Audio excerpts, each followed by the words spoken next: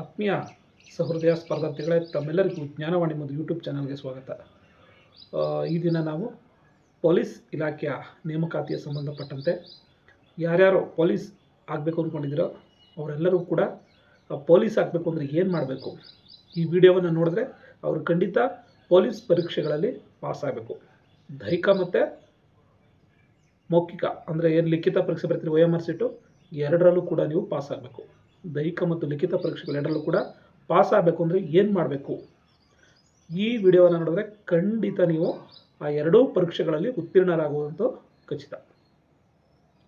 Next, assistant professor ಸಂಬಂಧಪಟ್ಟಂತೆ ಏನೆಲ್ಲ ಬೆಳವಣಿಗೆಗಳಾಗಿದೆ, PUCA lecture ಸಂಬಂಧಪಟ್ಟಂತೆ ಇನ್ನು ಮುಖ್ಯವಾಗಿ ಹೇಳಬೇಕು ಅಂದರೆ 2500 ಕಂಪ್ಯೂಟರ್ ಶಿಕ್ಷಕರ ನೇಮಕಾತಿ ಮತ್ತು 15,000 ಶಿಕ್ಷಕರ ನೇಮಕಾತಿ, ಒಟ್ಟು 15,000 ಶಿಕ್ಷಕರ ನೇಮಕಾತಿ ಇದೆ. ಈ ಎಲ್ಲ ಕೂಡ ಈ 2 ತಿಂಗಳ ಒಳಗಡೆ ನೇಮಕಾತಿ ಅಧಿಸೂಚನೆಗಳು ಬರುವಂತಹ ಸಾಧ್ಯತೆ ಇದೆ. ಅದ್ರ ಬಗ್ಗೆ ನಾವು ಈ ಒಂದು ವಿಡಿಯೋದಲ್ಲಿ ಚರ್ಚೆ ಮಾಡೋಣ. ಮೊದಲನೇದಾಗಿ ಪೊಲೀಸ್ ಪರೀಕ್ಷೆಗೆ 2 ಪರೀಕ್ಷೆಗಳಿದೆ. ಒಂದು ದೈಹಿಕ ಪರೀಕ್ಷೆ, ಇನ್ನೊಂದು ಲಿಖಿತ ಪರೀಕ್ಷೆ. ಲಿಖಿತ ಪರೀಕ್ಷೆಗೆ ಸಂಬಂಧಪಟ್ಟಂತೆ ನಾನು ನಿಮಗೆ ನಂತರ ಹೇಳ್ತೀನಿ. ಯಾಕೆಂದರೆ ಮೊದಲು ದೈಹಿಕವಾಗಿ ಸದೃಢರಾಗಿದ್ದರೆ ಮಾತ್ರ ಈ ಒಂದು ಪರೀಕ್ಷೆ ಪಾಸ್ ಮಾಡೋದಕ್ಕೆ ಸಾಧ್ಯ. ಹಾಗಾದರೆ ಹೇಗಿರಬೇಕು, ಏನೆಲ್ಲ ಕ್ಯಾಟಗರಿಗಳಿದೆ? ಮೊದಲನೇದಾಗಿ ಹೈಟ್ 168 ಸೆಂಟಿಮೀಟರ್ ಪುರುಷ ಅಭ್ಯರ್ಥಿಗಳಿಗೆ ಇರಬೇಕು. 169 ಸೆಂಟಿಮೀಟರ್ಗಿಂತ ಯಾರು ಜಾಸ್ತಿ ಇದ್ದೀರಿ ನೀವೆಲ್ಲರೂ ಕೂಡ ಪೊಲೀಸ್ ಇಲಾಖೆಗೆ ಅರ್ಹರಾಗ್ತೀರಿ. ಇನ್ನು ಚೆಸ್ಟ್, ಎದೆಯನ್ನು ಉಬ್ಬಿಸಿದಾಗ 86 ಸೆಂಟಿಮೀಟರ್ ಬರಬೇಕು. ಮಿನಿಮಮ್ 5 ಸೆಂಟಿಮೀಟರ್ ಎಕ್ಸ್ಪ್ಯಾಂಡ್ ಮಾಡಬೇಕು, ಉಬ್ಬಿಸ್ಬೇಕು. 5 ಸೆಂಟಿಮೀಟರ್ನ ಉಬ್ಬಿಸಿದಾಗ ನಿಮ್ಮ ಎದೆಯ ಸುತ್ತಳತೆ 86 ಸೆಂಟಿಮೀಟರ್ ಬರಬೇಕು. ಇನ್ನು ಗುಂಡು ಎಸೆತದಲ್ಲಿ ಮತ್ತು ಲಾಂಗ್ ಜಂಪಲ್ಲಿ ಇವೆರಡರಲ್ಲಿ ನೀವು ಪಾಸ್ ಆದರೆ ಆಲ್ಮೋಸ್ಟ್ ಈ ಒಂದು ದೈಹಿಕ ಪರೀಕ್ಷೆಗಳಲ್ಲಿ ಉತ್ತೀರ್ಣರಾದಂಗೆ. ಇನ್ನು ಮೇನ್ ಇಂಪಾರ್ಟೆಂಟ್ ರನ್ನಿಂಗ್, ಈ ರನ್ನಿಂಗ್ ಒಂದನ್ನು ಮಾಡಬೇಕು. ಹಾಗಾದರೆ ಸರ್ ಇವೆಲ್ಲನೂ ಹೇಗೆ ಮಾಡೋದು? ಫಸ್ಟ್ ಈ ಸೀಕ್ರೆಟ ಯಾರು ಹೇಳ್ಕೊಡಲ್ಲ, ನಾನು ಹೇಳ್ತಾ ಇದ್ದೀನಿ, ತಿಳ್ಕೊಳ್ಳಿ. ಮೊದಲನೇದಾಗಿ ರನ್ನಿಂಗ್ ಪ್ರಾಕ್ಟೀಸ್ ಮಾಡಬೇಕು. ಯಾವಾಗ ನಾವು ರನ್ನಿಂಗ್ ಪ್ರಾಕ್ಟೀಸ್ ಮಾಡ್ತೀವಿ ಆವಾಗ ಮೊದಲು ಆಗ್ತಕ್ಕಂಥದ್ದು ಏನು ಅಂದರೆ ಬಾಡಿ ಪೇಯ್ನ್ ಬರುತ್ತೆ, ನಾವು ಸಣ್ಣ ಆಗ್ತೀವಿ. ಯಾಕೆಂದರೆ ನಮ್ಮ ದೇಹ ಆಕ್ಟಿವಿಟಿ ಜಾಸ್ತಿ ಮಾಡೋದ್ರಿಂದ ದೇಹದ ಜೀರ್ಣಕ್ರಿಯೆ ಫಾಸ್ಟ್ ಆಗುತ್ತೆ, ಆಗ ಸಣ್ಣ ಆಗ್ತೀವಿ. ಇದೊಂದು ವಿಚಿತ್ರ ಏನಂದರೆ, ದಪ್ಪ ಆಗಬೇಕಾದ್ರೆ ಫಸ್ಟು ಹೊಟ್ಟೆ ದಪ್ಪ ಆಗುತ್ತೆ, ಆಮೇಲೆ ಕೈ ಕಾಲುಗಳೆಲ್ಲ ಮಿಕ್ಕಿದ್ದ ಭಾಗಗಳಲ್ಲೆಲ್ಲ ದಪ್ಪ ಆಗುತ್ತೆ. ಆದರೆ ತೂಕ ಇಳಿಬೇಕಾದ್ರೆ ಬೇರೆ ಭಾಗಗಳೆಲ್ಲ ಕರಗ್ತವೆ, ಲಾಸ್ಟ್ ಹೊಟ್ಟೆ ಕರಗುತ್ತೆ. ಇದೊಂದು ವಿಚಿತ್ರ ಸೈಕಲ್ ಇದು. ಆದರೆ ನಾವು ಓಡೋಕ್ಕೆ ಸ್ಟಾರ್ಟ್ ಮಾಡಿದ್ಮೇಲೆ ಬೇಕಾಗಿರ್ತಕ್ಕಂಥದ್ದು ಚೆಸ್ಟು, ಇದಕ್ಕಿದ್ದಂಗೆ ಸಣ್ಣ ಆಗ್ಬಿಡ್ತೀವಿ. ಈ ಸಣ್ಣ ಆಗೋದು ತಪ್ಪಿಸ್ಬೇಕು ಅಂದರೆ ಏನು ಮಾಡಬೇಕು ಅಂದರೆ, ಪ್ರತಿದಿನ ಯಾರೇ ಪ್ರಾಕ್ಟೀಸ್ ಮಾಡಿದ್ರು ಅವರು ಒಂದು ಮೊಟ್ಟೆ ಒಂದು ಬಾಳೆಹಣ್ಣು ಪ್ರತಿದಿನ ತಗೋಬೇಕು. ಡೈಲಿ ಒಂದು ಬಾಳೆಹಣ್ಣು ಒಂದು ಮೊಟ್ಟೆ. ಬಾಳೆಹಣ್ಣು ಅಂದರೆ ಏಲಕ್ಕಿ ಬಾಳೆಹಣ್ಣಲ್ಲ, ರಸ ಬಾಳೆಹಣ್ಣು, ಉದ್ದಾಗಿರುತ್ತಲ್ಲ ಬಾಳೆಹಣ್ಣು, ದೊಡ್ಡ ಬಾಳೆಹಣ್ಣನ್ನು ನೀವು ತಿನ್ನಬೇಕು. ಒಂದು ಬಾಳೆಹಣ್ಣು, ಪಚ್ಚ ಬಾಳೆಹಣ್ಣು ಅಥವಾ ರಸ ಬಾಳೆಹಣ್ಣು ತಿಂದರೆ ಸಾಕು. ನೆಕ್ಸ್ಟು ಇದರ ಜೊತೆಗೆ ಸಂಜೆ ಅಥವಾ ರಾತ್ರಿ ಮಲಗೋ ಮುನ್ನ ಇಂಥ ಟೈಮಲ್ಲಿ ಹಾಲು ಕುಡಿಯುವಂಥ ಅಭ್ಯಾಸವನ್ನು ಇಟ್ಕೊಳ್ಳಿ. ಬೆಳಗ್ಗೆ 1 ಲೋಟ ಅಥವಾ ಸಂಜೆ ಯಾವಾಗಲಾರು ಒಂದು ಸರಿ 1 ಲೋಟ ಹಾಲನ್ನು ಕುಡಿಬೇಕು. ನೆಕ್ಸ್ಟ್ ಇದ್ರ ಜೊತೆಗೆ ಈ ಬಟಾಣಿ, ಹೆಸರು ಕಾಳು, ಈ ಥರದ ಕಾಳುಗಳ, ಮೊಳಕೆ ಕಾಳುಗಳನ್ನು ಸಂಜೆ ಸಮಯ ಸ್ನ್ಯಾಕ್ಸ್ ಟೈಮಲ್ಲಿ ಈ ಒಂದು ಕಾಳುಗಳನ್ನು ತಿನ್ನಿ. ಬೆಳಗ್ಗೆ ತಿನ್ನೋ ಅಭ್ಯಾಸಕ್ಕಿಂತ ಸಂಜೆ 4 ಗಂಟೆ 5 ಗಂಟೆ ಟೈಮ್ಗೆ ಈ ಮೊಳಕೆ ಕಾಳುಗಳನ್ನು ಬೇಯಿಸಿ ತಿಂದರೆ ತುಂಬ ಒಳ್ಳೆಯದು. ಮೊಳಕೆ ಕಟ್ಟು ಸ್ವಲ್ಪ ಬೇಯಿಸಿ, ಜಾಸ್ತಿ ಬೇಯಿಸಬಾರ್ದು, ಸ್ವಲ್ಪ ಬೇಯಿಸಿ ತಿಂದರೆ ಒಳ್ಳೆಯದು. ಇವಾಗ ಏನಾಗ್ತಾಯಿದೆ, ನೀವು ಪ್ರಾಕ್ಟೀಸ್ ಮಾಡಿದ್ರೂ ಕೂಡ ನಿಮ್ಮ ದೇಹಕ್ಕೆ ಬೇಕಾದಂತಹ ಪ್ರೋಟೀನ್ ಸಿಗುತ್ತೆ.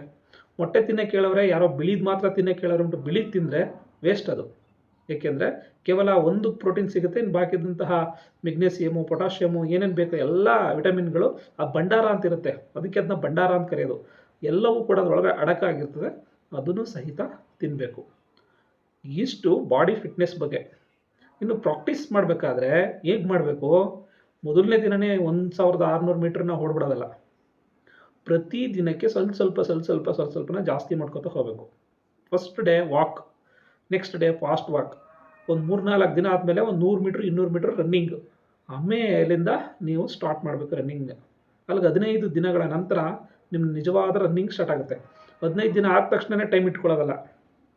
ನಿಮ್ಮ ಪ್ರಾಕ್ಟೀಸ್ ಸೆಷನ್ ಇನ್ನೇನು ಇನ್ನೊಂದು 15 ದಿನ 20 ದಿನಕ್ಕೆ ನಿಮ್ಗೆ ಕರೀತಾರೆ ಅಂದಾಗ ಮಾತ್ರ ನೀವು ಟೈಮಿಂಗ್ಸ್ನ ಸೆಟ್ ಮಾಡಿಕೊಂಡು ಓಡೋ ಪ್ರಾಕ್ಟೀಸನ್ನು ಮಾಡಬೇಕು. ಲಾಸ್ಟ್ 1 ತಿಂಗಳಲ್ಲಿ ನೀವು ಈ ಒಂದು ಟೈಮ್ ಸೆಟ್ ಮಾಡ್ಕೊಂಡು ಓಡೋವಂಥದ್ದನ್ನ ಓಟದ ತೀವ್ರತೆಯನ್ನು ಹೆಚ್ಚಿಸುವಂಥದ್ದು ಹೇಗೆ ಓಡಬೇಕು ಅನ್ನೋದನ್ನು ಆಗ ನೀವು ಇದು ಮಾಡ್ಕೋಬೇಕು. ಅಲ್ಲಿ ತನಕ ಈ ಮೊದಲ ಪ್ರೀ ಹಂತದ ಓಟಗಳನ್ನು ಮಾಡಬೇಕು. ಇನ್ನು ನೆಕ್ಸ್ಟ್ ಓಡೋ ದಿನ ಬರುತ್ತೆ. ಓಡೋ ದಿನ ನೀವು ಬೆಳಗ್ಗೆ ಎದ್ದು ಸ್ವಲ್ಪ ವಾಕ್ ಮಾಡಬೇಕು. ರನ್ನಿಂಗ್ ಮಾಡಬಾರ್ದು ಅವತ್ತು. ವಾಕ್ ಮಾಡಬೇಕು, ಬಾಡಿನ ಫ್ರೀ ಮಾಡ್ಕೋಬೇಕು. ನೆಕ್ಸ್ಟು ನಿಮ್ಮ ಬಾಡಿಗೆ ಬೇಕಾದಂತಹ ಆಹಾರ ಏನು ಅಂತಂದರೆ ಆಲ್ಮೋಸ್ಟ್ ಬೆಳಗ್ಗೆನೇ ಇರೋದ್ರಿಂದ ಯಾರೂ ಕೂಡ ತಿಂಡಿ ಮಾಡಿರೋದಿಲ್ಲ. ದಯವಿಟ್ಟು ತಿಂಡಿ ಮಾಡಿ ಓಡುವಂತಹ ಅಭ್ಯಾಸವನ್ನು ಬಿಡಿ. ತಿಂಡಿ ಮಾಡೋದ್ರಿಂದ ಏನಾಗುತ್ತೆ ಅಂದರೆ ಬಾಡಿ ವೆಯ್ಟ್ ಜಾಸ್ತಿ ಆಗುತ್ತೆ. ಅಂದರೆ ಬೆಳಗ್ಗೆನೇ ತಿಂಡಿ ಮಾಡೋದ್ರಿಂದ ಅಂದರೆ 8 ಗಂಟೆ 8:30 ಮುಂಚೆಗೆ ತಿಂಡಿ ಮಾಡೋದ್ರಿಂದ ಅದು ಅಷ್ಟು ಸರಿ ಅನಿಸಲ್ಲ, ಫ್ರೆಶ್ ಆಗಿರಲ್ಲ ಬಾಡಿ.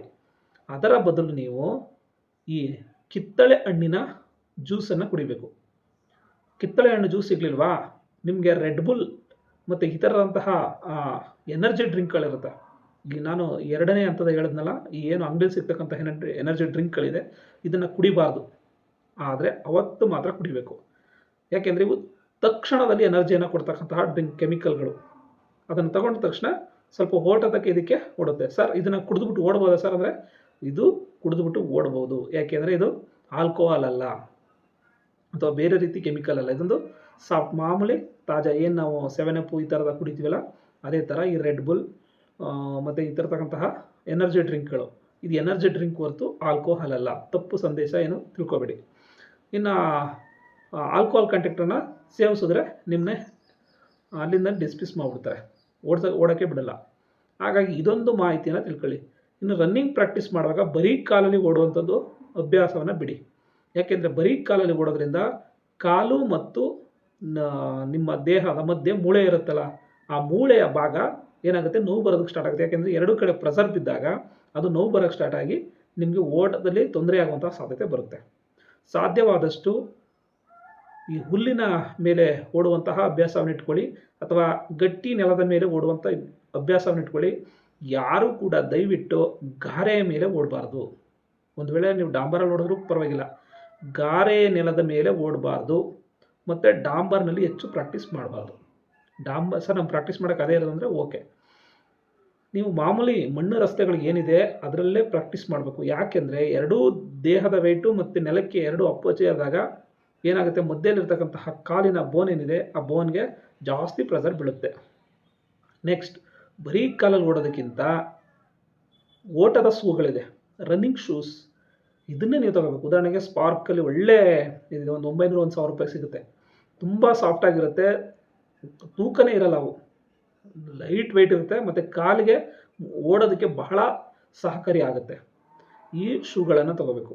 ಓಡುವ ದಿನ ನೀವು ದಯವಿಟ್ಟು ಟ್ರ್ಯಾಕ್ ಚಡ್ಡಿಗಳನ್ನು ಹಾಕೋಬೇಕು. ಉದ್ದವಾದ ಪ್ಯಾಂಟ್ಗಳಾಗಲಿ, ಜೀನ್ಸ್ ಪ್ಯಾಂಟ್ ಆಗಲಿ, ಯಾವುದೋ ಬಟ್ಟೆಗಳಾಗಲಿ ಹಾಕೋಬಾರ್ದು. ಯಾಕೆ ಹೇಳ್ತಾ ಇದ್ದೀನಿ ಅಂದರೆ ಪ್ರತಿ ಸೆಕೆಂಡು ಕೂಡ ನಿಮ್ಗೆ ಇಂಪಾರ್ಟೆಂಟು. ನಿಮ್ಮನ್ನು ನೀವು ಎಲಿಮಿನೇಟ್ ಆಗ್ತಕ್ಕಂಥದ್ದು ಕೇವಲ 30 ಸೆಕೆಂಡ್ಸ್, 20 ಸೆಕೆಂಡ್ಸ್, 5 ಸೆಕೆಂಡ್, 1 ಸೆಕೆಂಡ್ಸ್, 1 ಸೆಕೆಂಡಿಂದನೂ ಕೂಡ ಓಟದಿಂದ ಹೊರಬಿದ್ದಂಥವರು ಕೂಡ ಇದ್ದಾರೆ. ಹಾಗಾಗಿ ಪ್ರತಿ ಸೆಕೆಂಡ್ಗಳು ಕೂಡ ಇಂಪಾರ್ಟೆಂಟು. ಹಾಗಾಗಿ ಇಷ್ಟೆಲ್ಲ ನೀವು ಒಂದೊಂದು ಸೆಕೆಂಡ್ ಉಳಿಸೋದಕ್ಕೆ ಏನೆಲ್ಲ ಪ್ರಯತ್ನ ಪಡಬೇಕು, ಇದನ್ನೆಲ್ಲ ಮಾಡಬೇಕು. ಗ್ಲೂಕೋಸನ್ನು ಜೊತೆಲಿ ಇಟ್ಕೊಂಡಿರಿ, ಪೌಡ್ರನ್ನ. ಅದು ತಕ್ಷಣದಲ್ಲಿ ನಿಮಗೆ ಎನರ್ಜಿಯನ್ನು ಕೊಡ್ತಕ್ಕಂಥದ್ದು. ಓಡಿದ ನಂತರ ಬಂದಂಥ ಟೈಮಲ್ಲಿ ಅವರು ಕೂಡ ಕೊಡ್ತಾರೆ, ಇಲ್ಲ ಅಂತಲ್ಲ. ಬಟ್ ನಿಮ್ಮ ಹತ್ರನೂ ಇದ್ರೂ ಕೂಡ ಅದು ತುಂಬ ಒಳ್ಳೆಯದು. ಈ ಗ್ಲೂಕೋಸ್ ಪೌಡ್ರನ್ನು ಇಟ್ಕೊಳ್ಳೋವಂಥದ್ದು. ಈ ಒಂದು ಅಭ್ಯಾಸವನ್ನು ನೀವು ಓಟದ ಏನು ಪ್ರಾರಂಭ ಮಾಡ್ತೀರಿ ಇವರು ತುಂಬ ಇಟ್ಕೋಬೇಕು. Next physical. ನೆಕ್ಸ್ಟು ನಮ್ಮ ಚೆಸ್ಟ್, ಅದನ್ನು ಇನ್ಕ್ರೀಸ್ ಮಾಡೋದು ಹೇಗೆ ಅಂದರೆ ಪ್ರತಿದಿನ ಪ್ರಾಕ್ಟೀಸ್ ಮಾಡಬೇಕು ಮತ್ತು ಡಿಪ್ಸನ್ನು ಹೊಡಿಬೇಕು. ಪ್ರತಿದಿನ 10 ಡಿಪ್ಸನ್ನು ಹೊಡಿತಾ ಇರಬೇಕು. ಸ್ಟಾರ್ಟಿಂಗ್ ಮೊದಲನೇ ದಿನ 50 ಹೊಡೆಯೋದಲ್ಲ, ಮೊದಲು 5, ಒಂದು ವಾರ 5, ನೆಕ್ಸ್ಟ್ ವಾರ 5, ಆಮೇಲೆ 10, ಆಮೇಲೆ 15. 1 ತಿಂಗಳ ನಂತರ ನೀವು 15ರಿಂದ 20 ಡಿಪ್ಸ್ಗಳನ್ನು ಹೊಡೆಯುವಂತಹ ಇದನ್ನು ಮಾಡಬೇಕು. ಯಾಕೆಂದರೆ ನೀವು ಈ ರೀತಿ ಉಬ್ಬಿಸಿದಾಗ ಅದು ನೆಕ್ಸ್ಟ್ ಉಬ್ಬಿಸೋದಕ್ಕೆ ಸಹಾಯಕ ಆಗುತ್ತೆ. ಮತ್ತು ಪ್ರತಿದಿನ ಬೆಳಗ್ಗೆ ಯೋಗ ಮಾಡುವಂಥದ್ದು, ಪ್ರಾಣಾಯಾಮ ಮಾಡೋದು, ಉಸಿರನ್ನು ಬಿಗಿದಿಟ್ಟುಕೊಳ್ಳುವಂತಹ ಯೋಗ ಒಂದು 10 ನಿಮಿಷ ನೀವು ಪ್ರಾಕ್ಟೀಸ್ ಮಾಡ್ಬೇಕಂದ್ರೆ ತುಂಬ 10 ನಿಮಿಷ ಇಟ್ಕೊಳ್ಳೋದಂತಲ್ಲ, ನಿಮ್ಗೆ ಎಷ್ಟು ಸಾಧ್ಯ ಆಗುತ್ತೋ ಅಷ್ಟೊತ್ತು ಇಟ್ಕೊಳ್ಳೋದು ಮತ್ತೆ ಬಿಡೋದು, ನಿಮ್ಗೆ ಎಷ್ಟು ಸಾಧ್ಯ ಆಗುತ್ತೆ ಇಟ್ಕೊಳ್ಳೋದು ಅಷ್ಟು ಬಿಡೋದು. 10 ನಿಮಿಷ ಇದನ್ನು ಪ್ರಾಕ್ಟೀಸ್ ಮಾಡ್ತಾ ಇರಬೇಕು. ಅಂದರೆ 10 ನಿಮಿಷದಲ್ಲಿ ನಿಮ್ಗೆ ಎಷ್ಟು ಬಾರಿನಾರು ತೊಗೊಳ್ಳಿ, ಎಷ್ಟು ಚಾನ್ಸ್ ಆದ್ರೂ ತೊಗೊಳ್ಳಿ, ನಿಮ್ಗೆ ಎಷ್ಟು ಸಾಧ್ಯವಾಗುತ್ತೋ ಅಷ್ಟನ್ನು ಉಸಿರನ್ನು ಹಿಡಿದುಕೊಳ್ಳೋದು ಬಿಡೋದು. ಇಷ್ಟನ್ನು ಅಭ್ಯಾಸ ಮಾಡ್ತಿದ್ದಂಗೆ ನೀವು ಉಸಿರನ್ನು ಹಿಡಿದಿಟ್ಟುಕೊಳ್ಳುವ ಅಲ್ಲಿ ಹಿಡಿಯುವಾಗ ಸ್ವಲ್ಪ ವ್ಯತ್ಯಾಸಗಳಾಗ್ತಾ ಇರ್ತಾರೆ, ಟೈಮ್ ತಗೋತಾ ಇರ್ತಾರೆ ಪೊಲೀಸ್ನವರು ಅಥವಾ ಚೆಕ್ ಮಾಡೋರು. ಆವಾಗ ನಿಮ್ಗೆ ಹಿಡಿದಿಟ್ಕೊಳ್ಳೋಕ್ಕಾಗಲಿಲ್ಲ ಅಂದ್ರೆ ಮತ್ತೆ ಹೆಂಗಂತಾರೆ, ಆಗ ಅವ್ರಿಗೆ ಒಂಥರ ಮುಜುಗರ ಆಗಿ ನಿಮ್ಮನ್ನು ಬೇಕಾದ್ರೆ ಕಳಿಸ್ಬಿಡ್ಬೋದು. ಯಾಕಂದರೆ ನಿಮ್ಮದು ಅಳತೆನೂ ಸರಿಯಾಗಿ ಬರ್ತಾ ಇರೋದಿಲ್ವಲ್ಲ, ನಿಮಗೆ ಕಡಿಮೆ ಅಳತೆ ಏನು ಬರುತ್ತೆ ಅದನ್ನೇ ಕೊಟ್ಬಿಡ್ತಾರೆ ಆಗ. ಹಾಗಾಗಿ ನೀವೇನು ಮಾಡಬೇಕು, ತುಂಬ ಹೊತ್ತು ಅವ್ರಿಗೆ ಇಟ್ಕೊಂಡಾಗ ಅವ್ರಿಗೂ ಕಂಫರ್ಟಬಲ್ ಆಗಿರುತ್ತೆ, ಚೆಕ್ ಮಾಡ್ತಾರೆ, ಆಗ ನೀಟಾಗಿ ಬರುತ್ತೆ, ನೀಟಾಗಿ ಕಳಿಸ್ತಾರೆ. ಹಾಗಾಗಿ ಈ ಅಭ್ಯಾಸಗಳನ್ನು ದೈಹಿಕ ಪರೀಕ್ಷೆಗೆ ಹೋಗುವಂಥವರು ಚೆನ್ನಾಗಿ ಗಮನದಲ್ಲಿಟ್ಕೊಳ್ಳಿ. ಇಷ್ಟನ್ನು ಮಾಡಿದ್ರೆ ನೀವು ದೈಹಿಕ ಪರೀಕ್ಷೆ ಪಾಸ್ ಆದಂಗೆ. ನೆಕ್ಸ್ಟ್ ಎರಡನೇದು ಲಿಖಿತ ಪರೀಕ್ಷೆ. ಲಿಖಿತ ಪರೀಕ್ಷೆಗೆ ಇದೀಗ ಮೊದಲೇ ಲಿಖಿತ ಪರೀಕ್ಷೆ ಇದೆ, ಯಾರು ಬೇಕಾದರೂ ಫಸ್ಟೇ ಲಿಖಿತ ಪರೀಕ್ಷೆಗಳನ್ನು ಬರೀಬೋದು. ಮೊದಲೇ ನಿಂತಿದ್ರು ಫಿಸಿಕಲ್ ಮಾಡಿ ನಂತರ ಲಿಖಿತ ಪರೀಕ್ಷೆ ಮಾಡ್ತಿದ್ರು. ಈಗ ಏನಾಗಿದೆ ಅಂದರೆ ಫಸ್ಟ್ ಲಿಖಿತ ಪರೀಕ್ಷೆ ಇದೆ, ಲಿಖಿತ ಪರೀಕ್ಷೆ ಪಾಸ್ ಆದವರು ನೆಕ್ಸ್ಟ್ ಫಿಸಿಕಲ್ ಪರೀಕ್ಷೆಗಳಿಗೆ ಹೋಗ್ತಾರೆ. ಹಾಗಾಗಿ ಬಹುಮುಖ್ಯವಾಗಿ ಲಿಖಿತ ಪರೀಕ್ಷೆ ಈ ಒಂದು ಅಭ್ಯರ್ಥಿಗಳನ್ನು ಪೊಲೀಸ್ ಇಲಾಖೆಗೆ ಸೆಲೆಕ್ಟ್ ಮಾಡುವಂಥದ್ದು. ಏನು 100%ಅಲ್ಲಿ 70% ಈ ಲಿಖಿತ ಪರೀಕ್ಷೆನೇ ನಿಮಗೆ ಬೇಕಾಗುತ್ತೆ. ಯಾಕೆಂದರೆ ಆಲ್ಮೋಸ್ಟ್ ಎಲ್ಲರೂ ಕೂಡ ದೈಹಿಕವಾಗಿ ಸಬಲರಾಗಿರ್ತೀರಿ. ಯಾಕೆಂದರೆ 35 ಏಜ್ ಇರೋದ್ರಿಂದ 35 ವರ್ಷ, 30 ವರ್ಷ, 32 ವರ್ಷ, 33 ವರ್ಷ ಈ ಥರ ಇರೋದ್ರಿಂದ ಆಲ್ಮೋಸ್ಟ್ ಎಲ್ಲರೂ ಕೂಡ ದೈಹಿಕ ಬೆಳವಣಿಗೆ ಆಗಿರುತ್ತೆ, ಎಲ್ಲರೂ ಸದೃಢರಾಗಿರ್ತಾರೆ. ಹಾಗಾಗಿ ಇಲ್ಲಿ ಬರ್ತಕ್ಕಂಥದ್ದು ಲಿಖಿತ ಪರೀಕ್ಷೆ. ಈಗ ಲಿಖಿತ ಪರೀಕ್ಷೆಯಲ್ಲಿ ಪಾಸ್ ಆಗೋದು ಹೆಂಗೆ ಅಂದರೆ, ಪ್ರತಿ ವರ್ಷ ಪ್ರಶ್ನೆ ಪತ್ರಿಕೆಗಳು ಹೇಗೆ ಬರ್ತಾ ಇದೆ, ಇದನ್ನು ಹೇಗೆ ಪಾಸ್ ಮಾಡಬೇಕು ಅನ್ನೋದನ್ನು ಮೊದಲು ತಿಳ್ಕೋಬೇಕು. ಪ್ರಶ್ನೆ ಪತ್ರಿಕೆ ನಮ್ಮ ಮೊದಲ ಮಾರ್ಗದರ್ಶಿ. ಪೊಲೀಸ್ ಎಕ್ಸಾಮನ್ನು ಕ್ಲಿಯರ್ ಮಾಡೋದಕ್ಕೆ ಮೊದಲ ಮಾರ್ಗದರ್ಶಿ ಯಾರು ಅಂದರೆ ಅದು ಪ್ರಶ್ನೆ ಪತ್ರಿಕೆ. KEನಲ್ಲಿ ಯಾವ ರೀತಿ ಪ್ರಶ್ನೆ ಪತ್ರಿಕೆಗಳು ಬಂದಿದೆ ಇದನ್ನು ನಾನು ಮುಂದೆ ಹೇಳ್ತೀನಿ. ಏನೆಲ್ಲ ಓದ್ಕೋಬೇಕು, ನೆಕ್ಸ್ಟ್ ಪ್ರಶ್ನೆ ಪತ್ರಿಕೆ ಆಯಿತು, ಅದ್ರ ಜೊತೆಗೆ ಏನೆಲ್ಲ ಓದ್ಕೋಬೇಕು, ಯಾವ್ಯಾವ ಸಬ್ಜೆಕ್ಟ್ಗೆ ಯಾವ್ಯಾವ ರೀತಿ ಇದೆ ಅನ್ನೋದನ್ನು ನೋಡೋಣ. ಇಷ್ಟು ಈ ಪೊಲೀಸ್ ಇಲಾಖೆಗೆ ಸಂಬಂಧಪಟ್ಟಂತಹ ಒಂದು ಏನು ದೈಹಿಕ ಬೆಳವಣಿಗೆ ಇತ್ತು, ಲಿಖಿತ ಪರೀಕ್ಷೆ ಇದೆ, ಇದನ್ನು ಮುಂದೆ ನೋಡೋಣ. ಈಗ ಲಿಖಿತ ಪರೀಕ್ಷೆಯಲ್ಲಿ ಯಾವ್ಯಾವ ವರ್ಷದಲ್ಲಿ ಯಾವ್ಯಾವ ವಿಷಯಕ್ಕೆ ಹೆಚ್ಚಿನ ಅಂಕಗಳನ್ನು ನೀಡಿದ್ದಾರೆ, ನಾವು ಯಾವ್ಯಾವ ವಿಷಯಗಳನ್ನು ಓದ್ಕೋಬೇಕು ಅನ್ನೋದನ್ನ ಈ ಪ್ರಶ್ನೆ ಪತ್ರಿಕೆಯನ್ನು ಅನಲೈಸ್ ಮಾಡೋದ್ರ ಮೂಲಕ ನಾವು ಏನನ್ನು ಓದಬೇಕು, ಹೇಗೆ ಓದಬೇಕು ಅನ್ನೋದ್ರ ಬಗ್ಗೆ ನೋಡೋಣ. ನಾನು ಆಲ್ರೆಡಿ ಹೇಳಿದಂತೆ KEA 670 ಪೋಸ್ಟ್ಗಳು ಕರೆದಂತಹ ಟೈಮಲ್ಲಿ ಯಾವ್ಯಾವ ವಿಷಯಗಳಲ್ಲಿ ಎಷ್ಟೆಷ್ಟು ಅಂಕಗಳು ಬಂದಿದೆ ಅನ್ನೋದನ್ನು ನೋಡೋದಾದರೆ, ಹಿಸ್ಟ್ರಿಯಲ್ಲಿ 10 ಅಂಕಗಳನ್ನು ಕೇಳಲಾಗಿದೆ. ಅದರಲ್ಲಿ ಹಿಸ್ಟ್ರಿ ಒಂದೊಂದು ಸಬ್ಜೆಕ್ಟನ್ನು ನೋಡ್ಕೊಂಡು ಹೋಗೋಣ. ಫಸ್ಟು ಹಿಸ್ಟ್ರಿನಲ್ಲಿ 23ರಲ್ಲಿ ಎಷ್ಟು 10 ಕೇಳಲಾಗಿದೆ, 10 ಪ್ರಶ್ನೆಗಳನ್ನು ಕೇಳಲಾಗಿದೆ. ಅದೇ ರೀತಿ 2023 ಎರಡನೇ ಒಂದು ಪಟ್ಟಿಯಲ್ಲಿ ನಡೆದಂತಹ ಸಂದರ್ಭದಲ್ಲಿ ಎರಡನೇ ಒಂದು ಪರೀಕ್ಷೆಗಳಲ್ಲಿ 16 ಕೇಳಲಾಗಿದೆ. ಹಿಸ್ಟ್ರಿ 16 ಕೇಳಿದೆ. ಈ ಪೊಲೀಸ್ ಎಕ್ಸಾಮ್ 2 ಬಾರಿ ನಡೀತಲ್ಲ ಅದರದ್ದು 16 ಪ್ರಶ್ನೆಗಳನ್ನು ಕೇಳಲಾಗೈತೆ. ಇನ್ನು VAO ಈ ಒಂದು ಪರೀಕ್ಷೆಗಳಲ್ಲಿ ಇತ್ತೀಚೆಗೆ ಹಿಸ್ಟ್ರಿ ಪ್ರಶ್ನೆಗಳನ್ನು 21 ಪ್ರಶ್ನೆಗಳನ್ನು ಕೇಳಲಾಗಿದೆ. ಈಗ ನಿಮಗೆ 16 ಒಂದು ಸರಿ, ಮೊದಲು 10, 16, 21 ಅಂದರೆ ಹಿಸ್ಟ್ರಿ ಪ್ರಶ್ನೆಗಳನ್ನು ಕೇಳ್ತಕ್ಕಂತಹ ಟ್ರೆಂಡು KPSCನಲ್ಲಿ ಜಾಸ್ತಿ ಆಗಿದೆ. ಹಾಗಾದರೆ ನಾವು ಹಿಸ್ಟ್ರಿನಲ್ಲಿ 10ರಿಂದ 15 ಪ್ರಶ್ನೆಗಳು ಕಂಪಲ್ಸರಿ ಹಿಸ್ಟ್ರಿನಲ್ಲಿ ಬಂದೇ ಬರ್ತವೆ. ಅಂದರೆ 15 ಪ್ರಶ್ನೆಗಳಷ್ಟು ಹಿಸ್ಟ್ರಿನಲ್ಲಿ ನಾವು ಎಕ್ಸ್ಪೆಕ್ಟ್ ಮಾಡ್ಬೋದು. ಹಾಗಾಗಿ ಹಿಸ್ಟ್ರಿನಲ್ಲಿ ಏನು ಓದಬೇಕು ಸರ್? ತುಂಬ ಜನ ಹೇಳ್ತಾ ಇರ್ತಾರೆ ಸದಾಶಿವ ಸರ್ ಪುಸ್ತಕ ಓದಿ, KNA ಪುಸ್ತಕ ಓದಿ, ಆ ಪುಸ್ತಕ ಓದಿ ಅಂತ. ಖಂಡಿತ ಪುಸ್ತಕಗಳನ್ನ ಓದಬೇಕು. ಆ ಪುಸ್ತಕಗಳನ್ನು ಓದಿದ್ರೆ ನೀವು PC ಆಗಲ್ಲ, PhD ಮಾಡ್ತೀರಾ. ಖಂಡಿತ ಅಷ್ಟೊಂದು ಡೆಪ್ತ್ ಇದೆ. ಸದಾಶಿವ ಸರ್ ಬರೆದವ್ರೆ ತುಂಬ ಬರೆದವ್ರೆ ವಿಚಾರಗಳನ್ನು. ಆ ವಿಚಾರಗಳನ್ನು PC ಪರೀಕ್ಷೆಗೆ ಓದುವಷ್ಟು ವಿಚಾರಗಳಲ್ಲ ಅವು. ತುಂಬ ಶಾರ್ಟ್ ಬೇಕು ಇದಕ್ಕೆ, ತುಂಬ ಬೇಗ ಅರ್ಥ ಆಗುವಂತಿರಬೇಕು. ಆಮೇಲೆ ಪರೀಕ್ಷೆ ಕಡಿಮೆ ದಿನಾಂಕಗಳಲ್ಲಿರೋದ್ರಿಂದ ಈ ಪುಸ್ತಕಗಳನ್ನು ಓದೋದ್ರಿಂದ ನಮಗೆ ಅಷ್ಟು ಟೈಮ್ ಸಾಲಲ್ಲ. ಇದು ವಿಚಾರ ಜಾಸ್ತಿ ಇದೆ, ಆದರೆ ಎಕ್ಸಾಮ್ಗೆ ಇದು ಅವಶ್ಯಕತೆಗಳಿಲ್ಲ ಆ ವಿಚಾರಗಳು. ಹಾಗಾಗಿ ಇಲ್ಲಿ ಯಾವ ಪುಸ್ತಕಗಳನ್ನು ಓದಬೇಕು ನೀವು ಅಂದರೆ, ಹಿಸ್ಟ್ರಿಗೆ 6ರಿಂದ 10ನೇ ತರಗತಿ ಮತ್ತು 12ನೇ ತರಗತಿ ಪುಸ್ತಕ, 12ನೇ ತರಗತಿವರೆಗೆ 6ರಿಂದ 12ನೇ ತರಗತಿವರೆಗಿನ ಟೆಕ್ಸ್ಟ್ ಬುಕ್ಗಳನ್ನು, ಏನು ನಮ್ಮ ಕರ್ನಾಟಕ ಪಠ್ಯಪುಸ್ತಕ ಸಂಘ ಏನು ಟೆಕ್ಸ್ಟ್ ಬುಕ್ಗಳನ್ನು ಬಿಡುಗಡೆ ಮಾಡಿದೆ 6ರಿಂದ 12ನೇ ತರಗತಿ ಅಲ್ಲಿವರೆಗೆ 6ರಿಂದ 12ನೇ ತರಗತಿ ಹಿಸ್ಟ್ರಿನಲ್ಲಿ ಬರ್ತಕ್ಕಂತಹ ಪ್ರತಿಯೊಂದು ಲೈನ್ಗಳನ್ನು ಕೂಡ ಬಿಡದಂಗೆ ಹೋದರೆ ಖಂಡಿತ ನಿಮಗೆ ಒಂದೂ ಮಾರ್ಕ್ಸ್ ಕೂಡ ಮಿಕ್ಸ್ ಆಗಲ್ಲ. ಎಲ್ಲ ಪ್ರಶ್ನೆಗಳನ್ನು ನಿಮಗೆ ಇದುವರೆಗೆ ನಡೆದಂಥ KA ಎಕ್ಸಾಮಿನಲ್ಲಿ ಗ್ರೂಪ್ ಸಿ ಪರೀಕ್ಷೆಗಳಲ್ಲಿ ಎಲ್ಲ ಪ್ರಶ್ನೆಗಳನ್ನು ಕೂಡ 6ರಿಂದ 12ನೇ ತರಗತಿವರೆಗಿನ ಪಠ್ಯಪುಸ್ತಕಗಳಲ್ಲೇ ಕೇಳಿರೋದು. ಬೇಕಾದ್ರೆ ನೀವು ಯಾವ ಪ್ರಶ್ನೆ ಪತ್ರಿಕೆ ತೆಗೀರಿ, ಗ್ರೂಪ್ ಸಿ ಲೆವೆಲ್ ಇರ್ತಕ್ಕಂಥದ್ದನ್ನು ಚೆಕ್ ಮಾಡಿ. ಆ ಪ್ರಶ್ನೆಗಳು ಖಂಡಿತವಾಗೂ ನಿಮ್ಮ 6ರಿಂದ 12ನೇ ತರಗತಿನ ಟೆಕ್ಸ್ಟ್ ಬುಕ್ಗಳಲ್ಲಿ ಇಂಗ್ಲೀಷ್ ಮೀಡಿಯಮಲ್ಲಿ ಓದೋದ್ರಂತೂ ತುಂಬ ಒಳ್ಳೆಯದು. NCERT ಪುಸ್ತಕಗಳಿದೇನಿದೆ NCERT ಪುಸ್ತಕಗಳನ್ನು ಓದಿದ್ರೆ ಬಹಳ ಉತ್ತಮ. ಹಾಗಾಗಿ 15 ಅಂಕಗಳಿಗೆ ನೀವು ಎಕ್ಸ್ಪೆಕ್ಟ್ ಮಾಡ್ಬೋದು. ಪ್ರತಿಯೊಂದು ಯಾವುದೇ ಪೊಲೀಸ್ ಎಕ್ಸಾಮ್ ಕಾಲ್ ಮಾಡಿದ್ರೂ ಕೂಡ 15 ಪ್ರಶ್ನೆಗಳು ಇತಿಹಾಸದಲ್ಲಿ ಬರುತ್ತದೆ ಅನ್ನೋದು ನಿಮ್ಗೆ ಇರಬೇಕು. 15ಕ್ಕಿಂತ ಜಾಸ್ತಿ ಆಗ್ಬೋದು, 15ಕ್ಕಿಂತ ಕಡಿಮೆ ಆಗ್ಬೋದು. ಹಾಗಾಗಿ ಹಿಸ್ಟ್ರಿ ಅನ್ನೋದು ಒಂದು PC ಎಕ್ಸಾಮಲ್ಲಿ ಸ್ಕೋರಿಂಗ್ ಸಬ್ಜೆಕ್ಟು, ಅದನ್ನ ಮಿಸ್ ಮಾಡೋಂಗೆ ಇಲ್ಲ. ಹಾಗಾಗಿ ಏನು ಓದಬೇಕು, 6ರಿಂದ 12ನೇ ತರಗತಿನ DSERT ಅಥವಾ NCERT ಪುಸ್ತಕಗಳನ್ನು ಓದಬೇಕು. ಹಿಸ್ಟ್ರಿಗೆ ಅಷ್ಟೇ ಸಾಕು, ಇನ್ನೇನೂ ಬೇಕಾಗಿಲ್ಲ. ನೆಕ್ಸ್ಟ್ ಜಿಯೋಗ್ರಫಿಗೆ 2ನೇ ಪರೀಕ್ಷೆಗಳಲ್ಲಿ 7, ಮೊದಲನೇ ಪರೀಕ್ಷೆಗಳಲ್ಲಿ 8, 7, 8 ಮತ್ತು 5. ಅಂದರೆ ಜಿಯೋಗ್ರಫಿಲೂ ಕೂಡ ಒಂದು 5ರಿಂದ 8 ಪ್ರಶ್ನೆಗಳ 5ರಿಂದ 8 5 ಮಾರ್ಕ್ಸಿಂದ 8 ಮಾರ್ಕ್ಸ್ 5 ಪ್ರಶ್ನೆಗಳು ಬರುವಂತಹ ಸಾಧ್ಯತೆ ಇದೆ ಜಿಯೋಗ್ರಫಿನಲ್ಲಿ. ಈ ಜಿಯೋಗ್ರಫಿಗೆ ಏನು ಓದಬೇಕು ಅಂದರೆ ಜಿಯೋಗ್ರಫಿಗೂ ಸಾಕು 6ರಿಂದ 12ನೇ ತರಗತಿವರೆಗಿನ ಟೆಕ್ಸ್ಟ್ ಬುಕ್ಗಳನ್ನು ಓದಿದ್ರೆ ಸಾಕು. ಇನ್ನು ಸರ್ ನನಗೆ ಟೆಕ್ಸ್ಟ್ ಬುಕ್ಗಳಿಗಿಂತ ಬೇಗ ಅದೆಲ್ಲನೂ ಒಂದು ನೋಟ್ಸ್ ಮಾಡೋ ರೀತಿ ಬೇಕು ಅಂದರೆ ಬಡೇಮಿ ಅವರ ಸ್ಪರ್ಧಾ ಭೂಗೋಳಶಾಸ್ತ್ರ ಪುಸ್ತಕ ಏನಿದೆ ಆ ಪುಸ್ತಕ ನಿಮ್ಗೆ ಸಾಕು. ಅದರಲ್ಲಿ ನಿಮಗೆ 6ರಿಂದ 12ನೇ ತರಗತಿ ಟೆಕ್ಸ್ಟ್ ಬುಕ್ಕಲ್ಲಿ ಏನಿದೆ ಎಲ್ಲನೂ ಕೂಡ ಅಲ್ಲೇ ಕವರ್ ಮಾಡಿದ್ದಾರೆ. ಹಾಗಾಗಿ ಒಂದೇ ಪುಸ್ತಕದಲ್ಲಿ ಎಲ್ಲ ಸಿಗುತ್ತೆ. ಇಲ್ಲ ನಾನು ಅಧಿಕೃತ ಪುಸ್ತಕನೇ ಓದ್ತೀನಿ ಅಂದರೆ 6ರಿಂದ 12ನೇ ತರಗತಿವರೆಗಿನ ಟೆಕ್ಸ್ಟ್ ಬುಕ್ಕೇ ಸಾಕು ಜಿಯೋಗ್ರಫಿಗೆ. ಇನ್ನು ಕಾನ್ಸ್ಟಿಟ್ಯೂಷನ್ ಪ್ರತಿ ಬಾರಿನೂ ಕೂಡ 24ರಲ್ಲಿ 5 ಪ್ರಶ್ನೆಗಳು, 23ರಲ್ಲಿ ಎಷ್ಟು ಬಂದಿದೆ ಕಾನ್ಸ್ಟಿಟ್ಯೂಷನ್ 10 ಪ್ರಶ್ನೆಗಳು. ನೆಕ್ಸ್ಟು 12 ಪ್ರಶ್ನೆಗಳು. ಅಂದರೆ ಕಾನ್ಸ್ಟಿಟ್ಯೂಷನಲ್ಲಿ 10 ಅಂಕಗಳ ಪ್ರಶ್ನೆಗಳವರೆಗೆ ನೀವು ಎಕ್ಸ್ಪೆಕ್ಟ್ ಮಾಡ್ಬೋದು. ಭಾರತ ಸಂವಿಧಾನವನ್ನು ನೀವು ಇನ್ನೂ ಓದಬೇಕು ಅಂದರೆ ನಿಮಗೆ ಟೆಕ್ಸ್ಟ್ ಬುಕ್ಗಳಲ್ಲಿ ಕಂಪ್ಲೀಟ್ ನಿಮ್ಗೆ ಇಷ್ಟೊಂದು ಮಾಹಿತಿ ಸಿಗೋದು ಕಡಿಮೆ ಇದೆ. ಯಾಕೆಂದರೆ ಪೌರನೀತಿ ಭಾಗವನ್ನು ನೀವು ಟೆಕ್ಸ್ಟ್ ಬುಕ್ಕಲ್ಲಿ ನೋಡಿದ್ರೆ 1, 2, 3 ಒಂದಷ್ಟು ಕಡಿಮೆ ಇದೆ. ಬಟ್ ನೀವು ಅದನ್ನು ಓದಲೇಬೇಕು.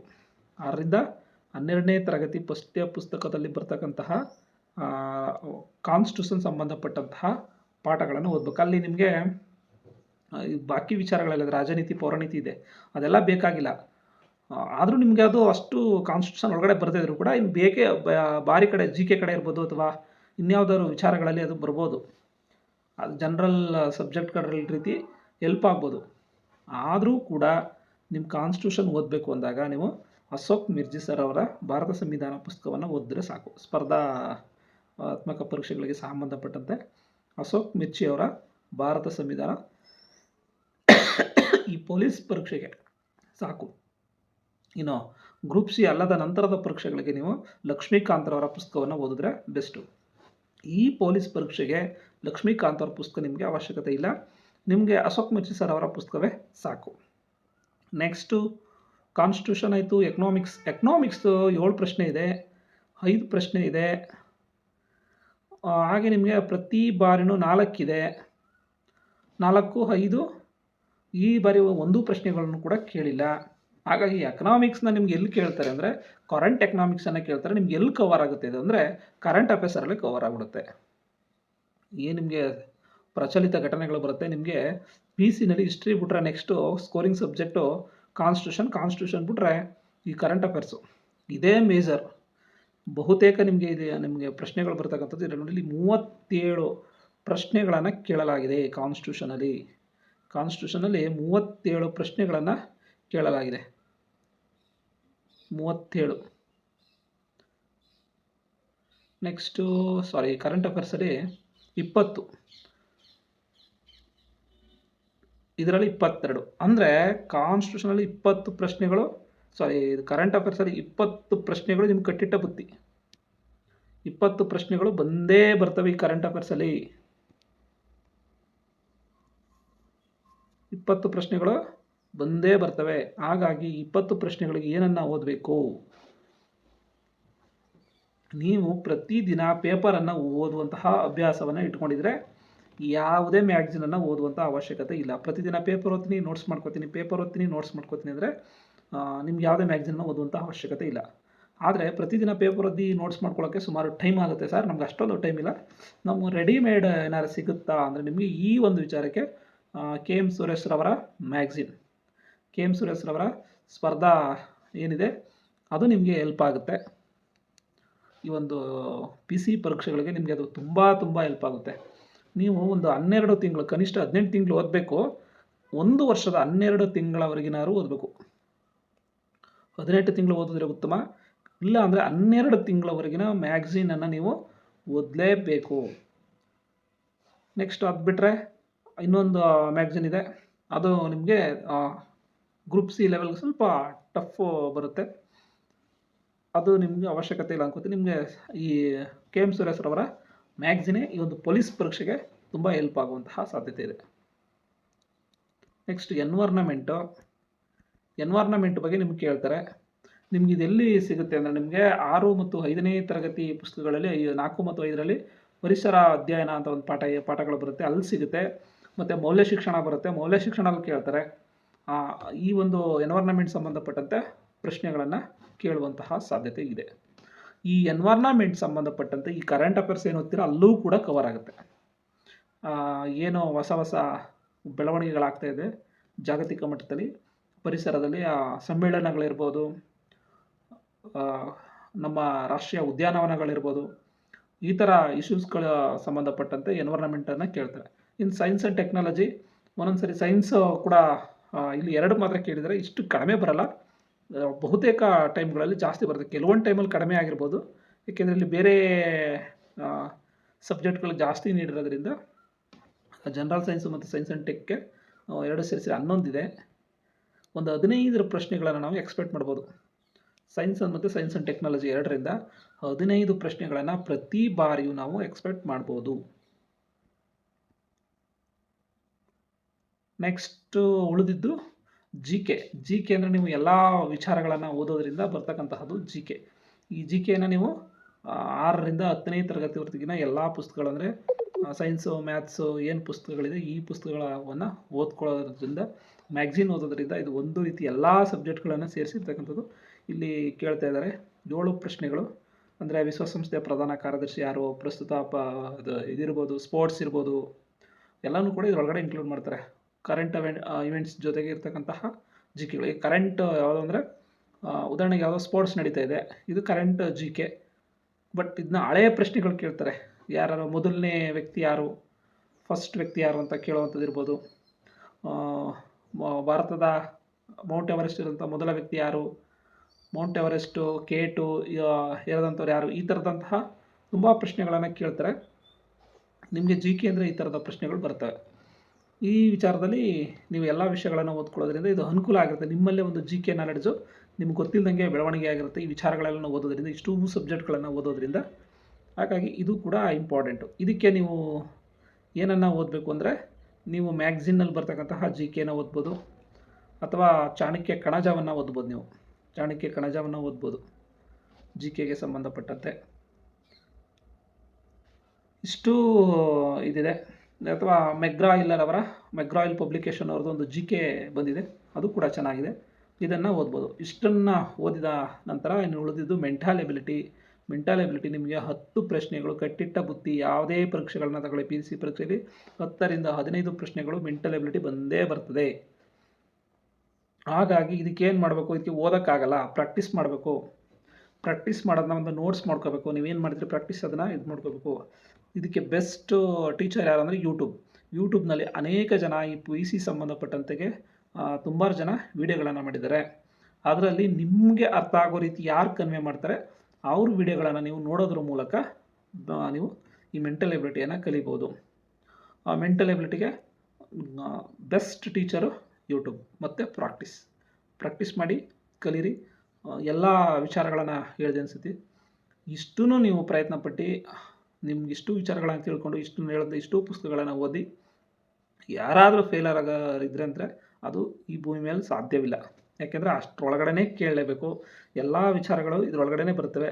ಇನ್ನು ಸೈನ್ಸ್ ಆ್ಯಂಡ್ ಟೆಕ್ ಸಂಬಂಧಪಟ್ಟಂತೆ ವೆಂಕಟರಮಣ ಸ್ವಾಮಿ ಅವ್ರದ್ದೊಂದು ಪುಸ್ತಕ ಇದೆ, ಸ್ಪರ್ಧಾ ಸೈನ್ಸು. ಅದನ್ನು ನೀವು ವೆಂಕಟರಮಣ ಸ್ವಾಮಿ ಅವ್ರದ ಪುಸ್ತಕವನ್ನು ಓದ್ಬೋದು. ಸೈನ್ಸ್ಗೆ ಎಕ್ಸ್ಟ್ರಾ ಬೇಕು ಅಂದರೆ 1ರಿಂದ 10ನೇ ತರಗತಿನ ಪುಸ್ತಕಗಳನ್ನು ಓದಿ ನೀವು ಮಾಡ್ಬೋದು. ಮತ್ತು ಕರೆಂಟ್ ಅಫೇರ್ಸ್ ಏನು ಮ್ಯಾಗ್ಝಿನನ್ನು ಓದ್ತೀರಿ ಅದರಲ್ಲೂ ಕೂಡ ಸೈನ್ಸ್ ಆ್ಯಂಡ್ ಟೆಕ್ಕು ಆ್ಯಡ್ ಆಗುತ್ತೆ. ಹಾಗಾಗಿ ನೀವು ವೆಂಕಟರಮಣ ಸ್ವಾಮಿ ಅವ್ರದ ಪುಸ್ತಕವನ್ನು ತಗೊಳ್ಳಿಲ್ಲ ಅಂದರೆ ನಿಮ್ಗೆ ಅದೇ ಆಗುತ್ತೆ. ಈ ಪುಸ್ತಕವನ್ನು ಕೂಡ ನೀವು ತಗೋಬೋದು. ಇಷ್ಟು ಸೈನ್ಸು ಟೆಕ್ ಎಲ್ಲ ಆಯಿತು. ಇಷ್ಟು ವಿಚಾರಗಳನ್ನು ನೀವು ಮಾಡಿದ್ರೆ ಈ ಬಾರಿ ಖಂಡಿತವಾಗಿ ನೀವು ಪೊಲೀಸ್ ಆಗುವುದರಲ್ಲಿ ಅನುಮಾನವಿಲ್ಲ.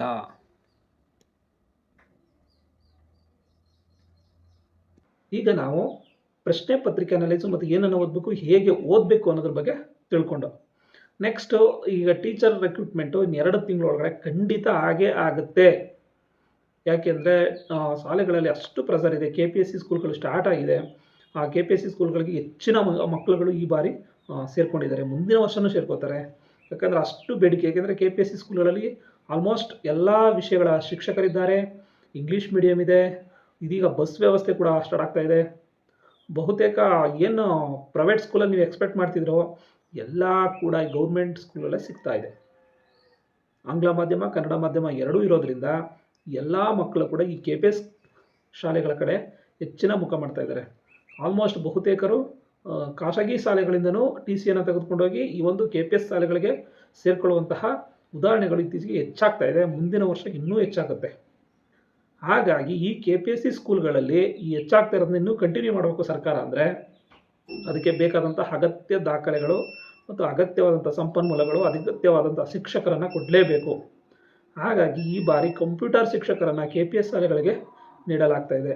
ಇನ್ನು ಚಿತ್ರಕಲೆ, ಎಲ್ಲ ರೀತಿಯ ಫಿಸಿಕಲ್ ಟೀಚರ್ಸ್, ಎಲ್ಲ ಬಗೆಯ ಟೀಚರ್ಸ್, ಯಾವ ಸಬ್ಜೆಕ್ಟ್ ಕೊರತೆ ಇರಬಾರ್ದು. KPSC ಸ್ಕೂಲಲ್ಲಿ ಪ್ರತಿಯೊಂದು ಕರೆಕ್ಟಾಗಿರಬೇಕು.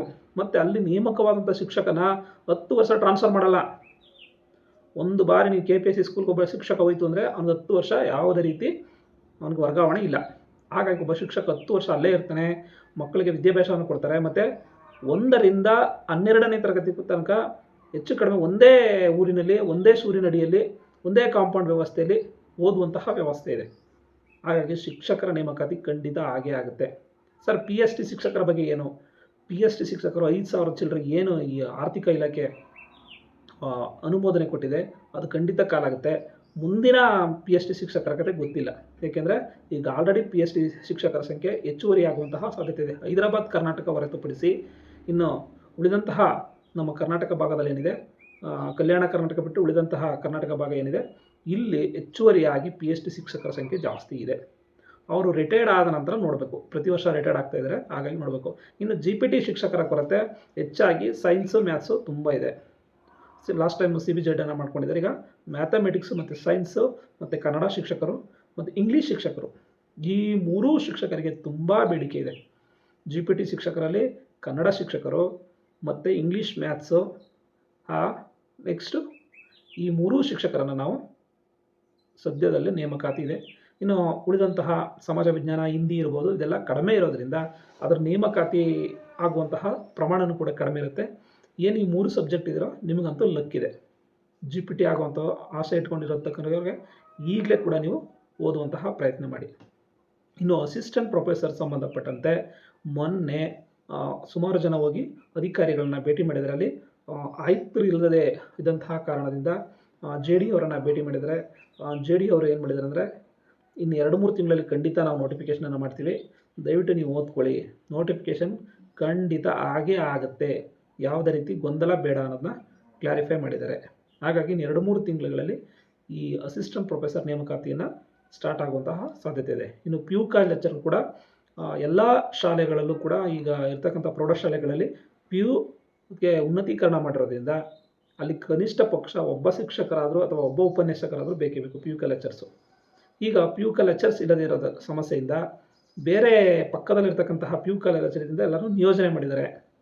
ಇನ್ನು ಅಲ್ಲೂ ಕಡಿಮೆ ಆಗ್ತಾರೆ, ಇಲ್ಲೂ ಕಡಿಮೆ ಆಗ್ತಾರೆ. ಹಾಗಾಗಿ ಪ್ರತಿ ಒಂದು ಇದಕ್ಕೆ ಕನಿಷ್ಠ 3 ಸಬ್ಜೆಕ್ಟ್ಗಾದರೂ ಟೀಚರ್ಸನ್ನು ನೀಡಬೇಕು. ಇನ್ನು 3 ಅತಿಥಿ ಉಪನ್ಯಾಸಕರನ್ನ ನೇಮಕ ಮಾಡಿಕೊಳ್ಳುವಂತಹ ಪ್ರಯತ್ನವನ್ನು ಮಾಡ್ತಾ ಇದ್ದಾರೆ. ಹಾಗಾಗಿ PU ಲೆಕ್ಚರ್ ಕೂಡ ಖಂಡಿತ ಕಾಲ್ ಆಗುತ್ತೆ.